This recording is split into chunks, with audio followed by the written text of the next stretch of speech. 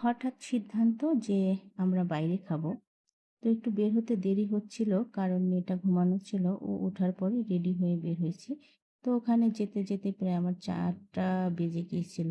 আমরা গিয়েছিলাম দূরবীন বাংলা, এটা মহাখালীতে আছে। তো ওই ৪টার সময়ও পুরাটাই আরকি জায়গা আরকি ফুলফিল ছিল।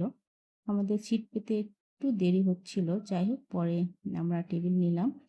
তো যে খাবারগুলো অর্ডার দিচ্ছিলাম ম্যাক্সিমামই আর কি বলছিল যে শেষ হয়ে গেছে। তো তারপরও ওর ভিতরে যা পাওয়া গেছিল ওর ভিতর থেকেই অর্ডার দেওয়া হয়েছে। তো ওর ভিতরে ছিল ভর্তা ছিল, লইট্টা ফ্রাই, রূপচাঁদা ফ্রাই, তারপরে মাছের ঝাল, মুরগির ঝাল, করল্লা ভাজি, হুম, এগুলো ছিল। তো খাবার খুবই মজা লাগছিল। আর সবচেয়ে আমার ভর্তার আইটেমগুলোই ভালো লাগছিল। আর শেষ পাতে ছিল গরম, গরম মিষ্টি।